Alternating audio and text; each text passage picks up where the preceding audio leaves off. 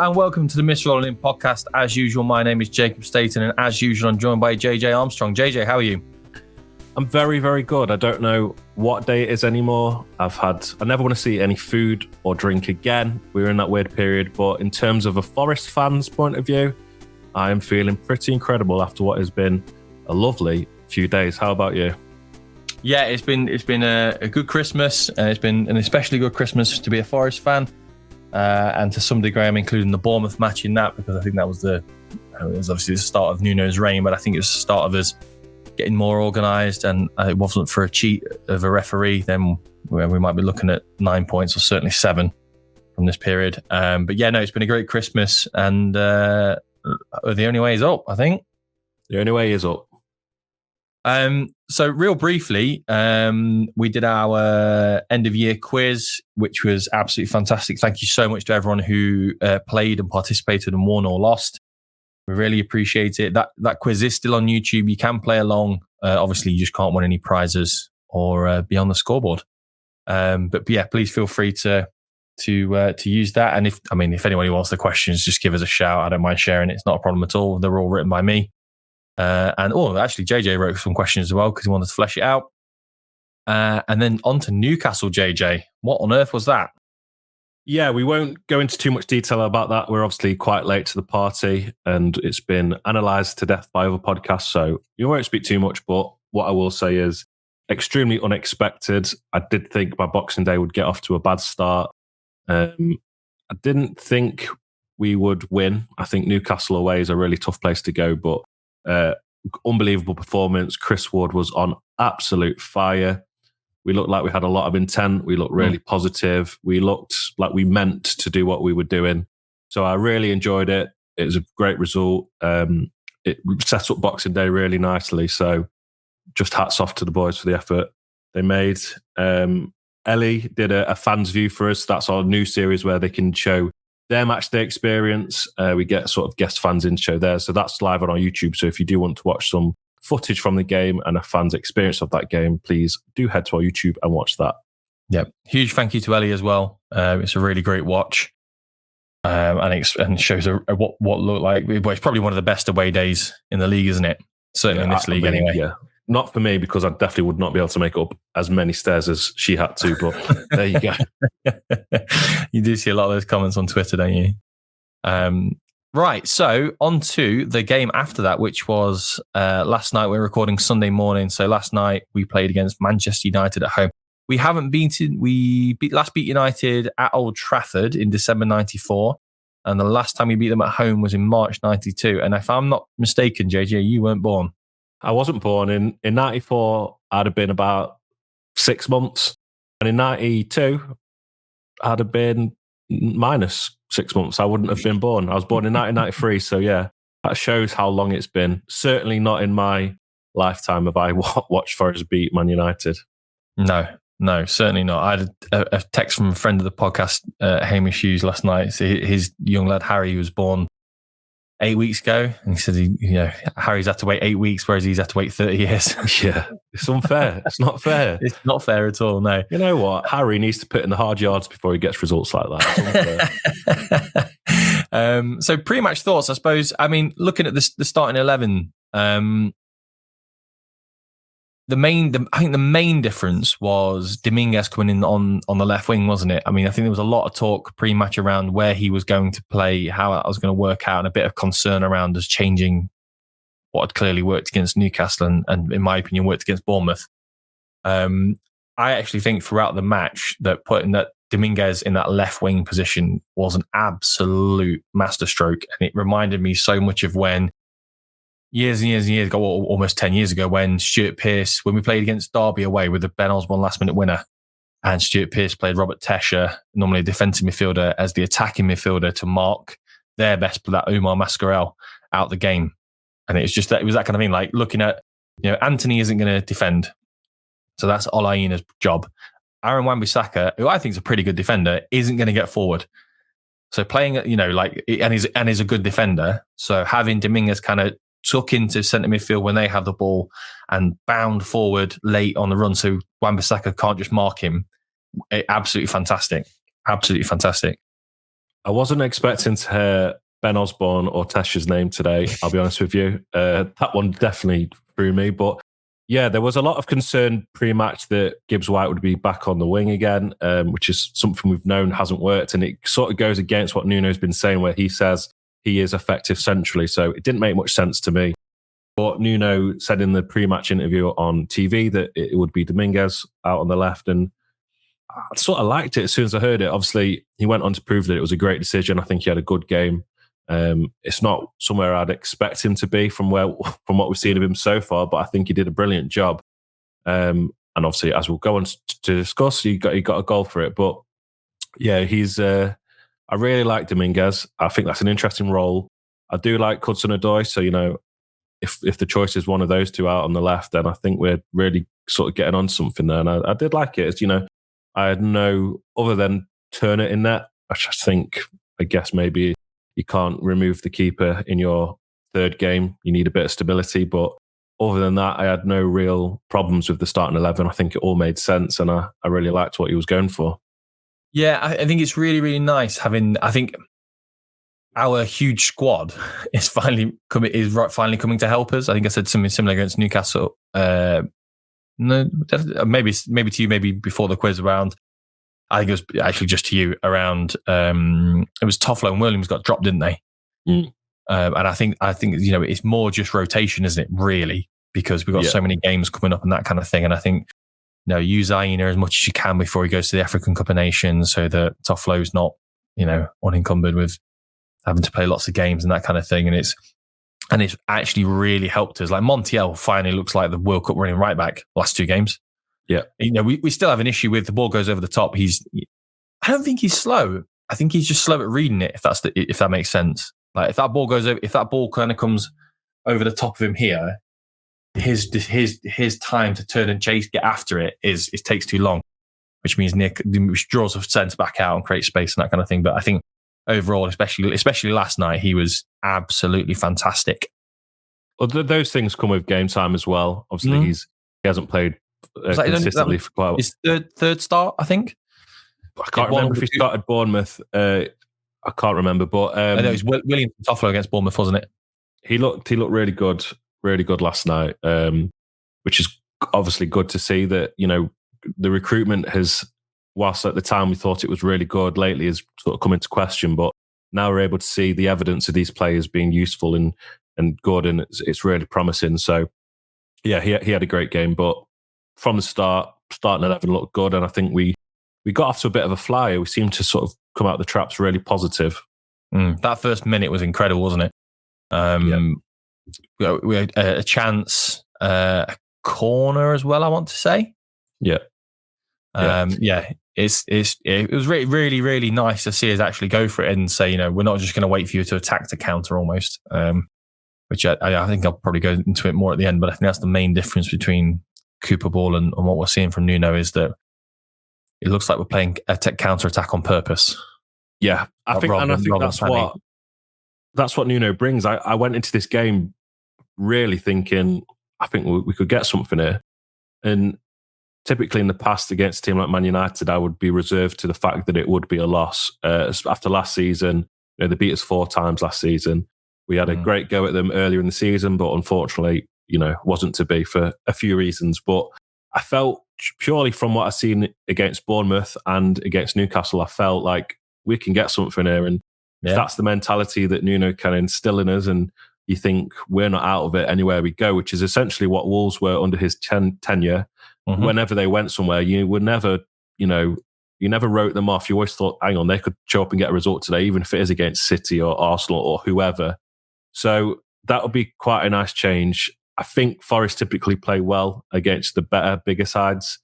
You can argue whether Man United are either of those at the minute, but I just felt confident going into the game. Like I thought, obviously it depends what Forest turn up and what Man United turn up, but I did think we could get a result here. So in the first half, I think whilst not too much happened, whilst both teams didn't look to threaten that much, I felt comfortable and I felt positive, and I felt like overall, we can get something from this when we got to half time. Absolutely. Did you watch the United Villa game? I watched the end of it. when United came back.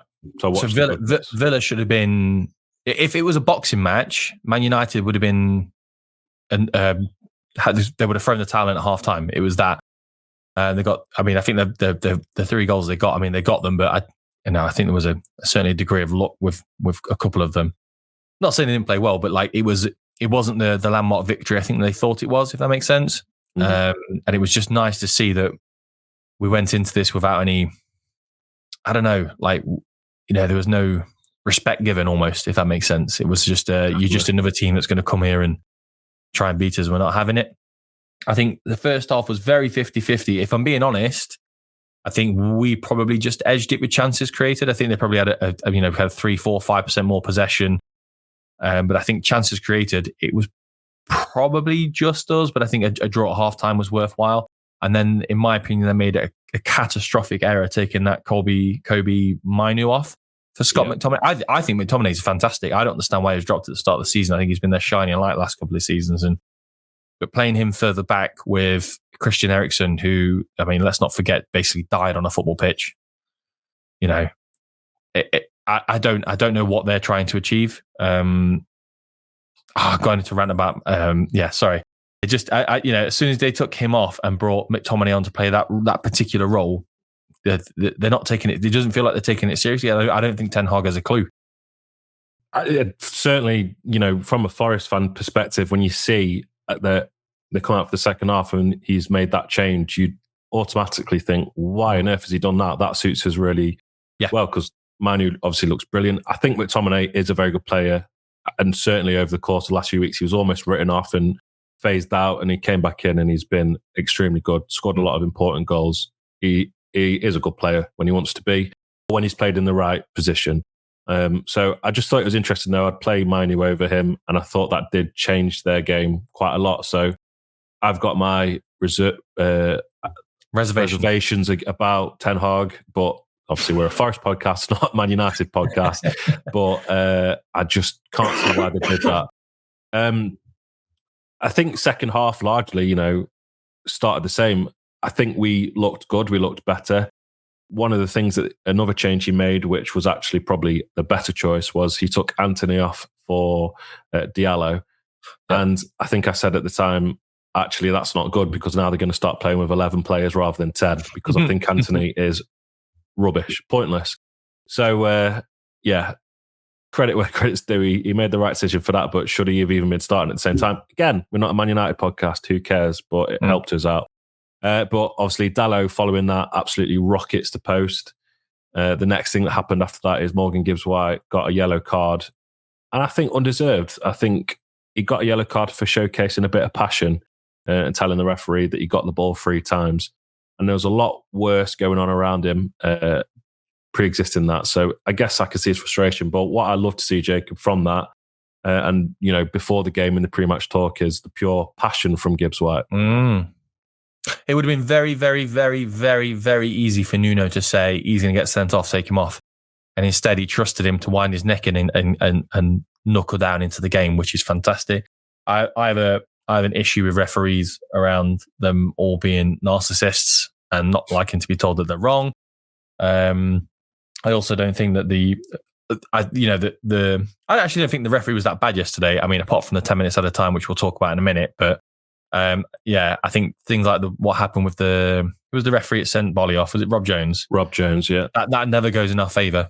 It counts double against us, because we have the bad decision, and then all referees gang up in situations like that. But yeah, fair play to the referee. I actually think he was pretty good throughout the game. Again, apart from the 10 minutes, but yeah, just if you're being told you got something wrong, is that a yellow card? I suppose it was an aggressive manner, wasn't it? But and we can't. You don't know if he swore or anything like that. I don't think swearing's a bookable offence, but it's quite funny that Varane was unable to man mark him even on that, because he did a lovely spin to evade him, which was lovely to see. Varane's fall from grace is this is a player that won the Champions League like 7 times or something like that. Yeah, clearly needs Sergio Ramos working him like Orville, doesn't he? There you go. And then that's an interesting thought. And then following this, obviously we What happened, Jacob? I think we went 1-0 up against Man United. We did go 1-0 up against Man United, and it was the easiest goal you've ever seen in your life. Chris Wood makes a great run in behind to drag Varane out of position, which means that Johnny Evans doesn't. Which means that although Johnny Evans steps up, he plays. Who got the assist? Montiel. Which means he plays Montiel onside. And then Montiel slides it back, and Dominguez before. Onana doesn't even move, does he? It's not even in the corner. No. Yeah, and it's just a fabulous goal. And, again, around Dominguez playing that left wing position, he's drifted inside. Aaron Wan-Bissaka, I think is a great defender. Can't defend him when he's not playing left wing, can he? So, he's kind of stood out to one side, not doing anything. And Dominguez is stood inside scoring goals, which is absolutely amazing. The City ground erupts, and it's just brilliant. Yeah, and fully deserved as well, which is the best thing. Yes. And obviously, we've got results against Arsenal, Liverpool, Man City. It never, whilst it felt deserved because we dug in and we tried really hard, this felt purposeful. Like this felt like we meant it and we deserved it to score. And personally, I couldn't see them scoring. We'll go on to talk about it in a second, but they looked to lack a bit of any real threat from an attacking point of view, unless we gifted them something, which we'll go on to talk about. But I just want to say I'm happy for Dominguez. Obviously, he made that mistake. It looked like it made his head drop a bit against, was it West Ham? Was it? Yeah. Yeah. Again, I don't think really it was his fault. But anyway, don't matter. His head dropped, but he was brilliant before that. And it looks like he's going to be brilliant again now. So really pleased for him. Great goal. Lovely move. Well deserved. Love the pandemonium in the stadium. And I thought, you know what? I think we could be quite comfortable here. I think we can see this through. Yeah, absolutely. And then obviously, what was it, another 14 minutes time? It was 120 seconds after he'd made one glaring error. He makes another one. It's a good pass from Garnacho and a smart finish from Rashford. But I'm lost for words when talking about our goalkeeper. I don't, I don't know what to say, which is not going to get me cancelled on Twitter, if I'm being honest. Well, when JJ's already banned me from talking about it, don't worry. When I say this every podcast now, which is the words avoidable goals, and it's getting really frustrating to see that happen again and again and again. And we do have two number twos as goalkeepers. I think there does need to be a change. Turner is not good enough with his feet, and that is a fact. Obviously, there's been a lot of things online about whether you can say that or not, but I just think there does need to be a change. I don't think he's good enough with his feet. But then again, I don't know if Blackademos is the answer either, because he's not exactly, set the world on fire. So I think a change needs to be made, and I think possibly a new keeper needs to be brought in January. But then again, we spent money on two goalkeepers, so is the club willing to do that? I think it's a difficult position, and I think Turner's shot stopping is very good, but his distribution and sort of lack of sanity in some occasions lets him down. And it's at the point now where if the ball goes anywhere near him, my confidence in him is just non-existent. So I do think there needs to be a change. And look, I don't think he's good enough at the minute, but I used to say that about Ryan Yates. So you know what? In a year's time, if we're saying he's the best keeper in the world, he's completely changed my opinion, I'll be happy. I don't want him to be bad, but unfortunately at the minute, he's just not it. And that's fine. I just personally think a change needs to be made. I mean, I know I still don't understand what Vlachodimos did wrong to get dropped in the first place. Whereas I can pinpoint occasion after occasion after occasion after occasion where Matt Turner's done something wrong to be dropped. I'm not saying that Vlachodimos is the answer or is a Premier League standard goalkeeper. I'm just saying that I know which one of the two I want in net. Matt Turner did make some saves after his mistake. I don't think they're particularly, they're saves. I don't think they're particularly anything world-ending. It's the definition of madness, isn't it? Doing the same thing again and again and again and expecting a different result. It's not like he's being asked to play with the ball. I know Nuno's come out and said that, it's our fault. We've asked him to play a certain way. We're not. He's not the mistakes that he's making. They're not. He's kicking it up the pitch. This isn't a short pass to somebody that is making a mistake, and in which point I would go, he's been asked to play that way, that's fine. These are just clearances that are going straight up in the sky. I don't understand how that one that he's kicked up in the sky and then caught isn't a back pass. Don't know. It's just I really struggle with the fact that we're not doing anything about him in goal. I don't get it. Yeah, and we don't know what they see in training. He could train really well. Vlachodimos might not instill confidence in people, but neither does Turner. So we don't know what goes on. But I know from my own personal view, and people are more than welcome to disagree and have their own personal view on it. But my personal opinion is he doesn't instill confidence in me, and a change does need to be made. And let's see what Vlachodimos has to offer.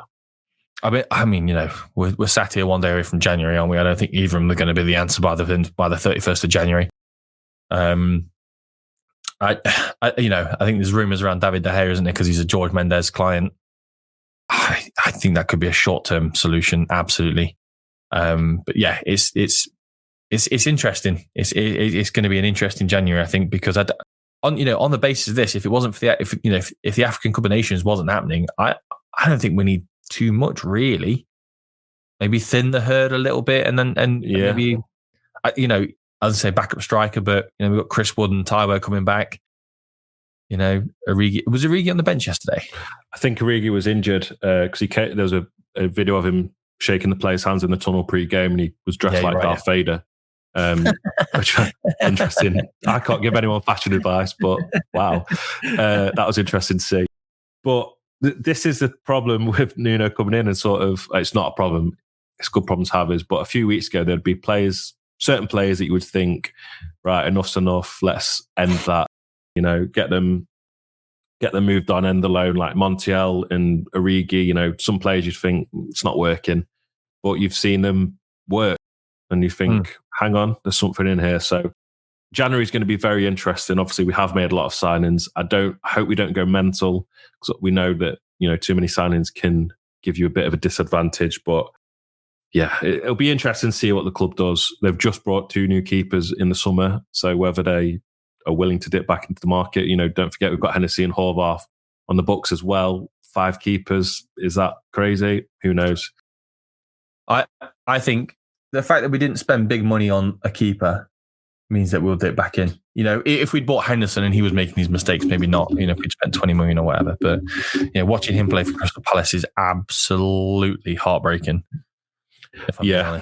I mean, again, and this is why I'm pretty happy we beat Man Utd, is they let us down with that one. Everyone knows they played hardball, sold him in the end anyway. Same with Garner, but regardless. Yeah. Anyway, and then the unimaginable happens. I'm going to double check that because it was pretty soon afterwards, wasn't it? 4 minutes afterwards. In my opinion, we never dropped off. This was what was great, and even from Turner, in respect to him, he didn't make another gaff, did he? So, but yeah, the heads didn't go down. I think Turner has the ball. He rolls it out to Ryan Yates, who just like runs up the pitch. Nobody comes anywhere near him. He just carries the ball up the pitch. A lovely pass out wide to ELANGA, who cuts inside, looks up, passes it back to Gibbs. This goal sounds ridiculously simple, but it was. Rolls it inside to Gibbs-White, who just bends it around Johnny Evans, and as soon as it goes around Johnny Evans, it's going straight into the back. And it's very similar to the goal that Rodri scored past Onana in the Champions League final. Just bends it around the defender, and Onana ain't going to. Well, he didn't do anything with the one he could see in the first goal, did he? So, yeah, it's just an absolutely fantastic team goal, and yeah, absolute scenes, wasn't it? And great for it to be Gibbs-White, because he says in the interview afterwards his shooting's been woeful this season. Oh, and it's nice. It's nice to see it all come together, isn't it? Yeah, I'm very happy it's him. He deserves it. One of his best games again last night. I think the recent few weeks, Gibbs-White has really stepped up and showed the player that we know him to be. And he keeps playing like that, and I think he's back in the conversation for a call up to the England squad. Personally, I think really pleased it was him. Loved his celebration with the whole fingers in the ears. Loved the bedlam from the crowd. Obviously, a very special moment for those witnessing that after they thought possibly we might throw this away.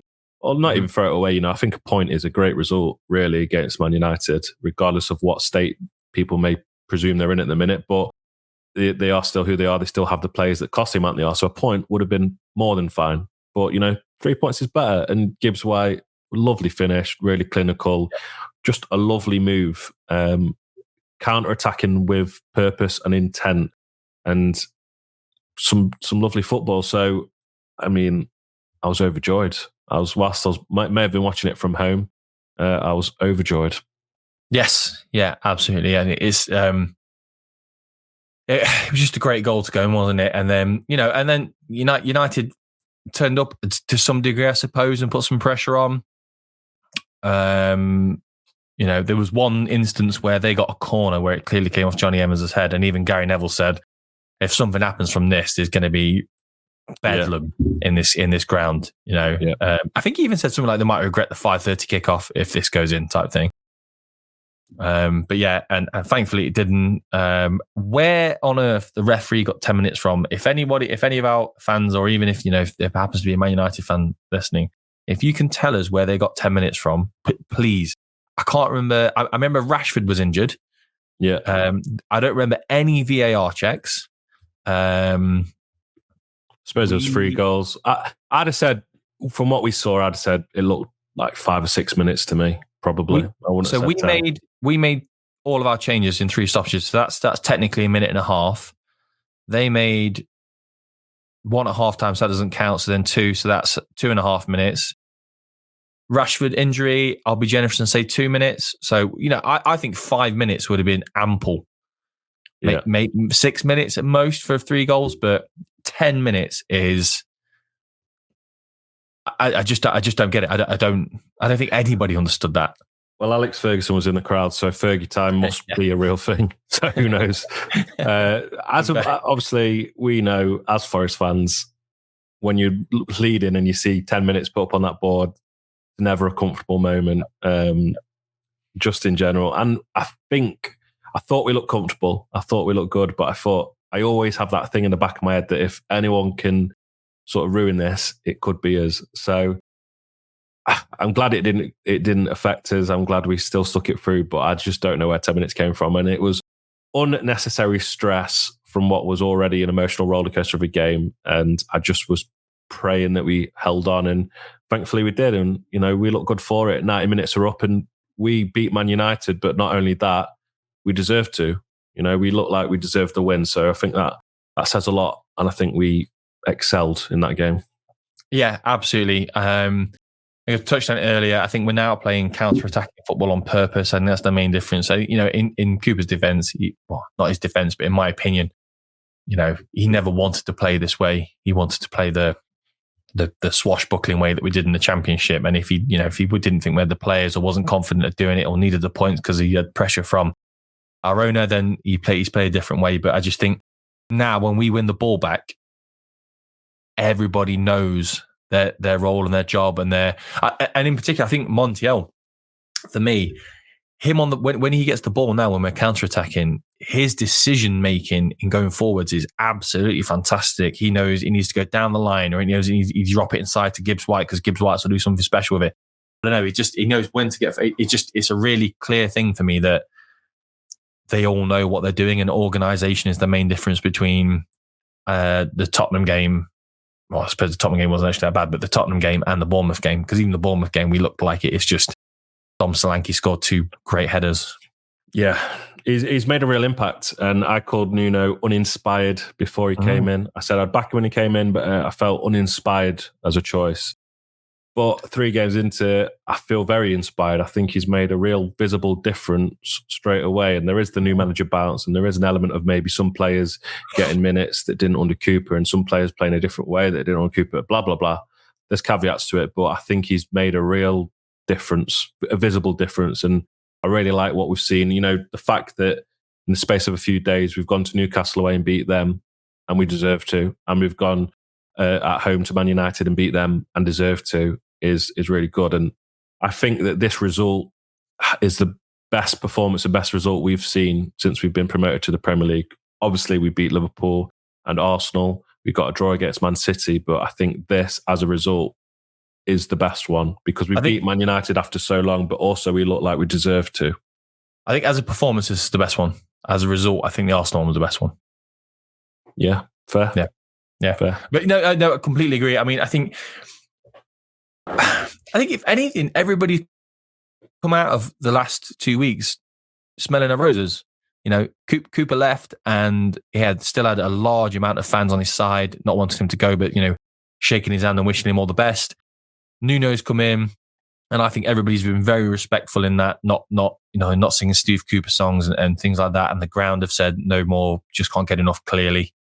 And that kind of thing. I think the owner comes out pretty well as well, because, you know, his argument of, and if anybody read the Daniel Taylor article in the Athletic, where he's saying that the thing with Marinakis is that he's used to winning everything with Olympiacos. His standards are just higher than ours, in the most non-disrespectful way possible. In that, you know, he doesn't think that just surviving the Premier League in season 2 is good enough, and I think it is. But if he doesn't, and he's willing to stick his hand in his pocket, then what a terrible shame. That kind of thing. I don't know. You know, I think everybody's come out of this well, and I think Steve Cooper will get another good job. I know he's long been linked with Crystal Palace. We've heard Birmingham as well, which I think is probably below him, but he could be looking at that going, he's got new owners with lots with you know, it's Tom Brady for God's sake. He's got very deep pockets. Similar situation to Forest, maybe not as dire. Decent squad, obviously decent squad, because John Eustace is doing pretty well. He comes in as a kind of saving grace after, you know, I mean, Rooney should never get another job in management, should he? Good Lord. But, you know, if I was him, I'd possibly take Birmingham over Palace. I think Palace is starting to turn into a bit of a poison chalice. I don't understand what more they're supposed to achieve than what Roy Hodgson is. No, and whatever he does, I wish him the best of luck. Absolutely. But regardless, you know, it's a new era now. A new era, Nuno. Yeah, Nuno era. That was a stretch. Nuno era. Nuno era. I guess none of them work. But regardless, look, I'm here for it. I'm happy for it. And like you say, I think it was a really finely balanced roll of the dice. I think it could have gone either side. It could have destabilised us further, which was my real concern. Or it would have been the right decision. Everyone's amicable and we move into this new era with some intent and some positive results. And 3 games in, it's certainly looking to go that way. So the job's not done yet. You know, people below us are still knocking on the door. It's nice to have that buffer back again, because it did look a bit ropey pre-Newcastle. It looked like on that day, you know, if we lost and Luton won, it looked like we were heading towards the relegation zone. So it feels like a different narrative merely days later. So yeah, new era, really pleased about it all. I think, if anything, hopefully, you know, unites the fan base again. We're all not sort of dividing between Nuno and Nuno out like we were with Cooper out, Cooper in. But then again, Matt Turner exists. Matt Turner exists to bring that narrative back around. But anyway, yeah, really pleased for it. And also really pleased for our pal Chris in Forest All Over podcast. He went yesterday. He's an Irish fan who supports Forest, surrounded by, as you'd imagine, a lot of Man U fans. And he was there yesterday to do it. He's filmed a fans view video for us, so that should be online, you know, either today or tomorrow. So that would be a very good watch to watch him. And what I see online, I think he had a good post-match celebration by the looks of it, standing on tables at Trent Navigation. So appreciate him filming that for us. And yeah, hopefully he enjoyed it. So keep an eye out for that. But what a result. What a result. Yeah, which takes us into the FA Cup 3rd round game, which is against Blackpool again. I was trying to work out earlier what the odds might have been for drawing Blackpool in the 3rd round 2 years in a row, and it got a little complicated in my tiny noggin. So, but they're high odds. Let's put it they're high odds. But yeah, it's going to be my eldest daughter's first game. We're sitting in Peter Taylor, I think. I tried to get her as close to the kind of tunnel and the dugouts and keep her interested in that kind of thing. But yeah, I'm really looking forward to it. I think it'll be. I don't know. I can't see anything other than a win, particularly being at home. However, I probably said the same thing last season when we lost 4-1 or whatever it was, and Sam Surridge missed 10,000 goals. Yes. Oh God, that was a bad. That was a bad day. I'm probably going to go for 3-1. Yeah. Well, I'm extremely pleased it's your daughter's first game. That's going to be a very special moment for you and her. I met her with you the other day, and she was proudly telling me she's visiting the stadium. Was it? Yep. Stadium, yeah. We didn't have the art to put it right and say it's a ground. It's a proper ground, not a stadium. But a young Forest fan in the making, and I've heard her sing many Forest songs you've taught her well. So excited for you to live that. And it's my cousin Lila. She's also going, I think, for the first time. So special day for a few kids, I imagine. Getting an FA Cup third round while the tickets are a bit cheaper is a really good chance for people to. And while people can get tickets. Yes, so people can enjoy the first game. So there'll be many of them out there, and I hope everyone enjoys it. Saying that, I hope it's better than the 5-0 last season. Was it 5-0 4-1? I can't remember. 4-1. Oh, right. Not too bad then. It wasn't a great day. Yeah, he scored a header, didn't he, when it was 4-0? Right. It was a bad day. I don't know how Blackpool are doing in the Championship. No idea. But I think, it's a good chance for Nuno to see some other players maybe make that change in goal and see how Vlaco fares, because obviously a cup, rotating your keepers for the cup is quite a good excuse to do whilst, not sort of dissuading Turner any further. So I can't begin to predict what 11 will have. I can't really begin to predict the score based off that. I hope for a comfortable win, but it's the FA Cup. These things do happen.